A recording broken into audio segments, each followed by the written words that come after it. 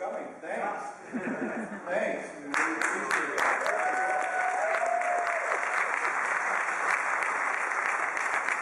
So we have this idea that we start out this year, and each year between now and 1919, when the Playhouse is 100 years old, we'll choose a few people who have contributed mightily over a long period of time in terms of talent, in terms of performance, because when awards are given out, typically those people haven't gotten them in the past. We just started doing acting awards last year, and that leaves out 91 years of performance. That's been unrecognized, and that's why I chose these people. We chose, no, that was a joke.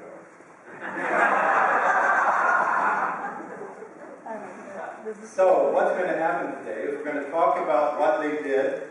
We're going to have some people who were affected by them say a couple of things about it. And then we're going to give them a medallion. Soon, on the wall of the Playhouse with the other recognition plaques, there will be a plaque with the 4 honorees today on it. And the people who have donated to the Playhouse in their honor will be listed on that plaque also. So, that's my way of saying there's still time.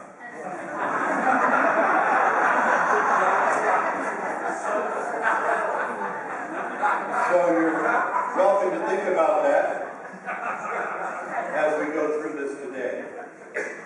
The Playhouse affects the lives of so many people. The people who come to see the shows are affected by it. The people who work backstage are affected in a positive way by the Playhouse. Certainly the kids who get involved in our summer programs are affected by the Playhouse. But the people who are on stage choose to participate, and some of them do it for an entire lifetime, and it becomes the central focus of what they do. And we're going to honor 4 of those people today. We know it's important because people have come from all over the country to join in this celebration. We appreciate those who have traveled to see the show. We really appreciate that. And we truly appreciate the 4 honorees who are about to be talked about today. We're going to try to make this shorter than a wedding. But there are 4 of them. Some of them did a lot. So, would the 4 honorees please make their way to the stage? We're going to do our best.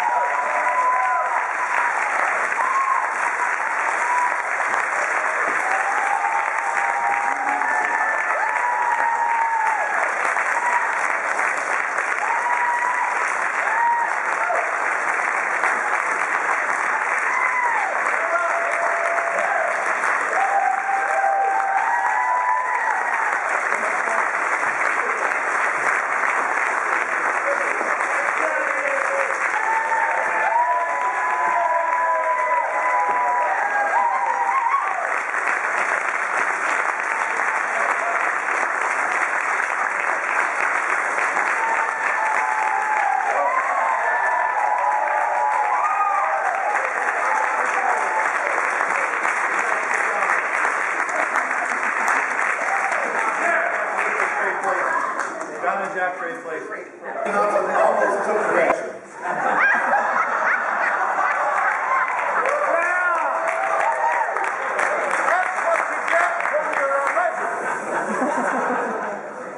All right, to do this honor, we've chosen 4 people who know them very well, who know all of them, and who are themselves, in a way, legends at the Playhouse. So we're going to start off tonight with the Moines Community Playhouse legend in waiting, Lloyd Von Hagen, as he will lead honors for his film Al Downing. Lloyd is going to tell us all about Playhouse legend John Thompson.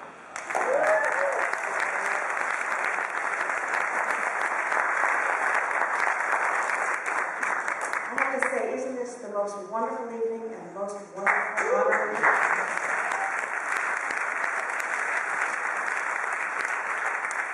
I know I'm an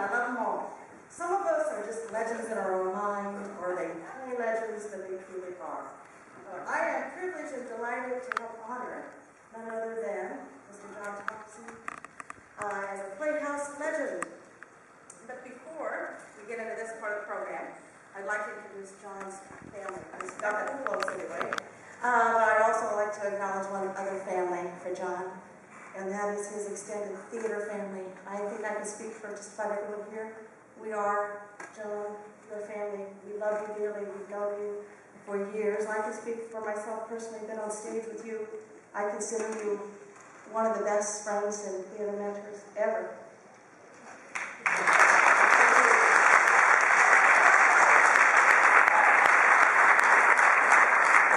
I'm going to tell you a little bit about John you might not know. First, John was born, what was that laugh for? First, John was born in Kansas City but moved to Iowa and went to Roosevelt High School in the same group as Jack Mishler and Cloris Leachman. Cloris accompanied John's senior voice recital. I had to ask for clarification. I said, accompanied him? You mean went there? It was a played piano. Cloris actually played for his senior voice recital.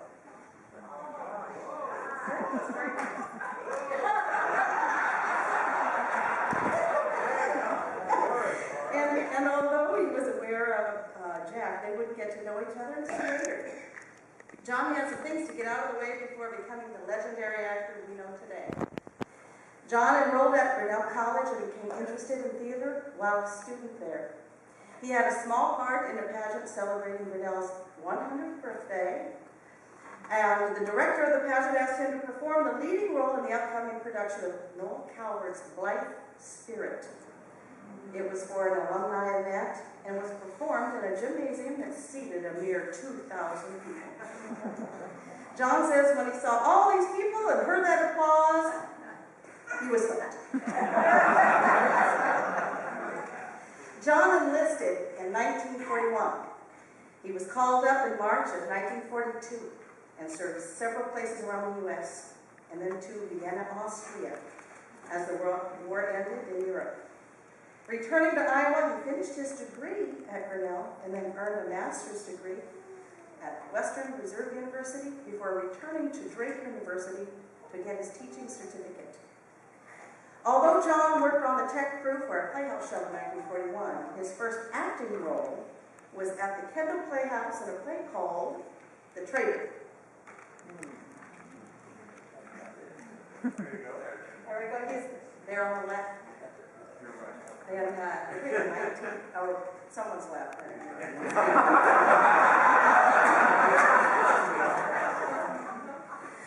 This is in 1951. For the next 10 years, John's teaching career moved him all over the Midwest. When he finally settled back in Des Moines to teach at North High School and then Hoover, John hit his acting stride.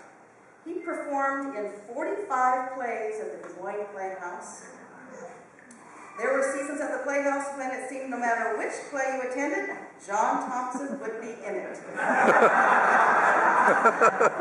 And as a little side note to that, for 25 years, John Thompson also, I don't know how we got the energy to do this, but appeared at the Ingersoll Rand Theater 145 productions.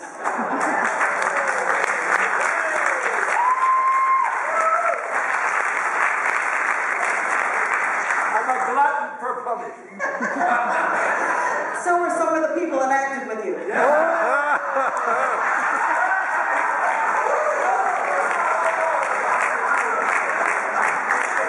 I'll get you.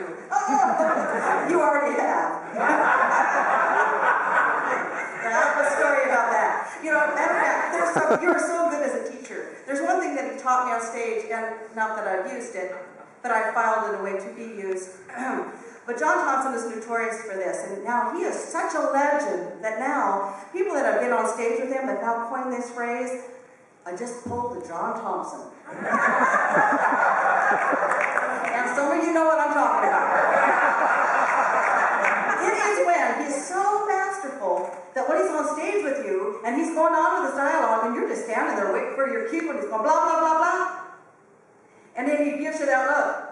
You know nothing else is coming. You might as well get over it, get on with it, just pick something, say something, you are on your own. And he just walks off. And he's the only one I know that could have ever pulled this as the modern Major General in Pirates of Penzance to actually walk on, getting ready to sing a song, forget the words and go, The Major General doesn't feel like singing today.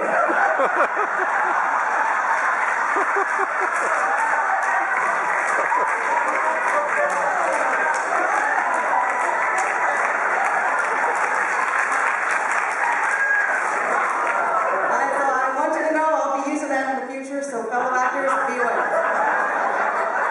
Okay, let's move on. Let's look at some of the highlights of this incredible career. John Thompson's Playhouse career. Here's John in The Mad Woman of Shiloh. Looking nice. He's on. Now here's some of what some of the reviews have to say in May 27, 1961. This is a whole book. John Thompson comes through with a sustained performance that is easily the best of the evening. Playing the parts of producer Fred Graham and of Petruchio, he brings to both these roles enough vitality and sheer exuberance to be almost a show unto himself. Thompson has a pleasing voice, clear diction, nice sense of timing, and personality to burn. Okay, this review was from Kiss Me Kate, you're correct? Now, if you had some favorite roles here, this would be a review from his favorite role number 3, The King and I. Yes.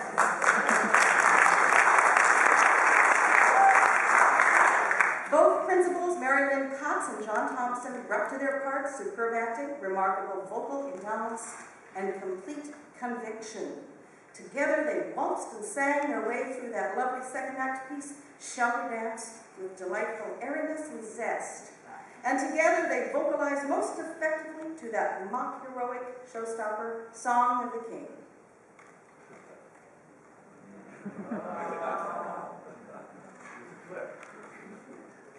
It's a female who is human, designed for pleasing man, the human male. The human male is pleased by many women, and all the rest you hear is fairy tale.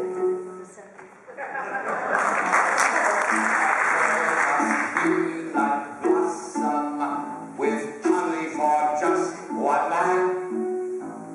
Man must live like honeybee and gather all together.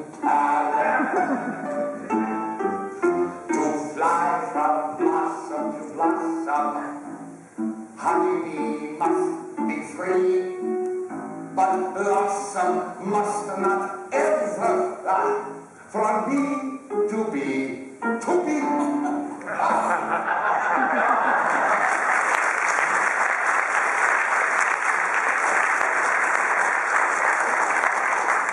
Such good diction. Oklahoma. Review October 2nd, 1965. It's always a pleasure to watch Thompson in action.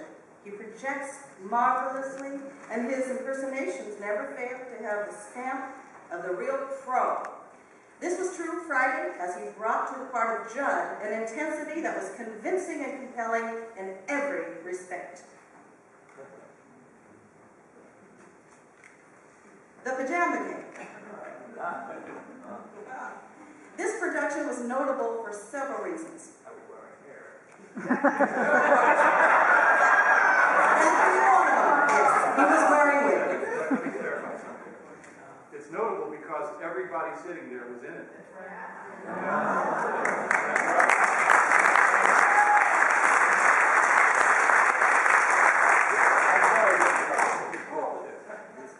Anytime. I will.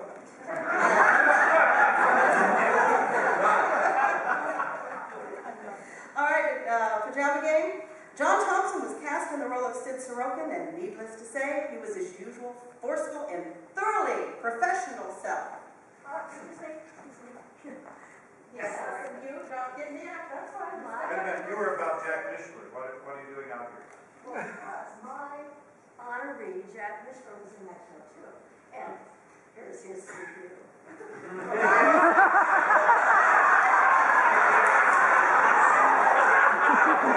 Outstanding fitting was the performance of Jack W. Mishler,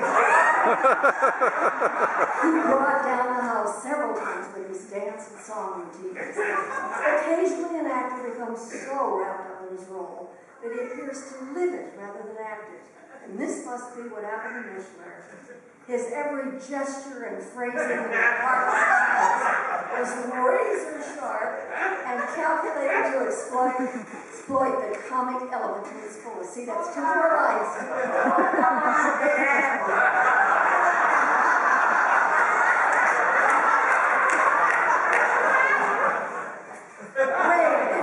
Also contributing considerably to the pleasure of opening night was John Thompson.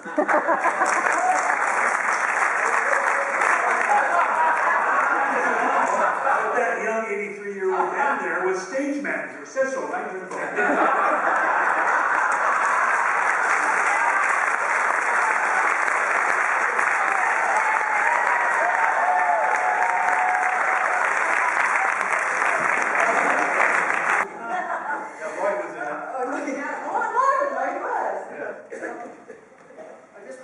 Didn't want to make an entrance. Okay, now, back to John Thompson, yes. Cyrano de Bergerac, John's favorite show, number 2.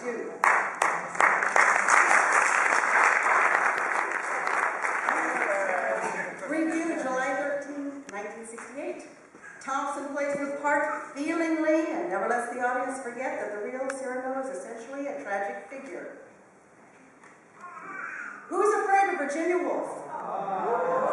John's favorite show of all time. Review, January 11th, 1969. I was. Oh, don't worry about it, Joe. Hold on. Thanks to superb performances by John Thompson and Betty Plunder, this Playhouse production packs a tremendous wallop and fully exploits the drama of the long and fierce husband-wife confrontation. Both are seasoned actors who have acquitted themselves well before, and together Friday night they came through with a memorable tour de force. Hold on! There's a rumor that sitting inside the fireplace on opening night, feeding John Thompson his lines.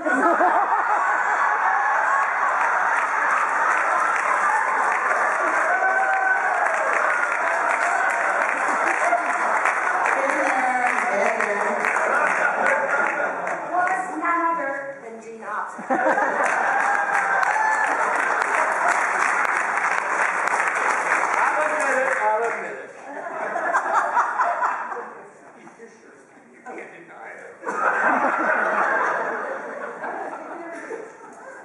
This show, The Sunshine Boys, review May 22nd, 1976. And none other than Jack Mishler. Make sure no one else can tell. Jack Mishler and John Thompson were lovable delights as the 2 old curmudgeons. I wanted to say old farts, but that... They were excellent as the old performers off stage, roaring and hilarious as the stars at work in their old vaudeville routine. Well, amazing. Just amazing. I think we've made the point. John Thompson is a strong, powerful, versatile actor who, like our other honorees, contributed greatly to the high level of artistic quality Playhouse audiences expect to see today. John says, I've had a rich and rewarding life in the theater, and hope the same can be said for the audiences I've entertained. John, I'm sure that's true. We love you.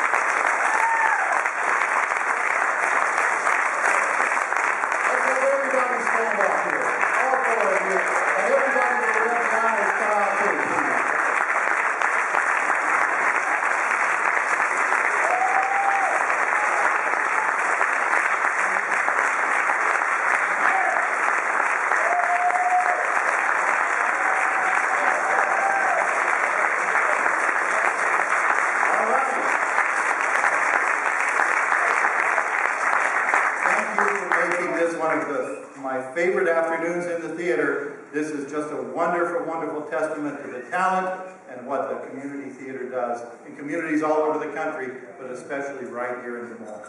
Thank you all. See here, now for the second.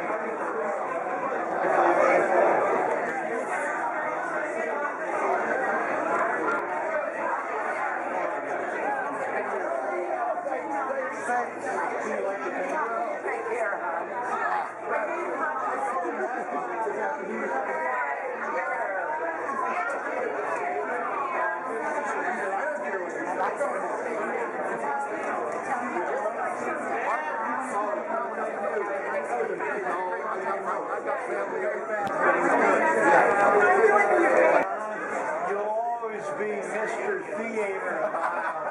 You are Mr. Theater. You are the king, the giant, the master of thespians. You've been saying that for years, and I love it. You always are an Academy Award actor in your roles. Good luck.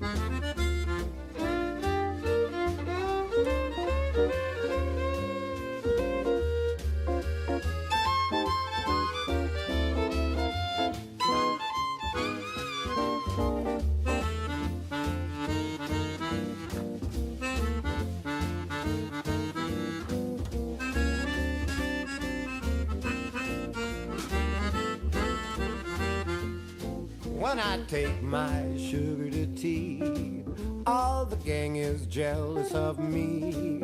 So I never take her where the gang goes when I take my sugar to tea. I'm a rowdy dowdy, that's me. She's a hi-hat baby, that's she. So I never take her where the gang goes when I take my sugar to tea.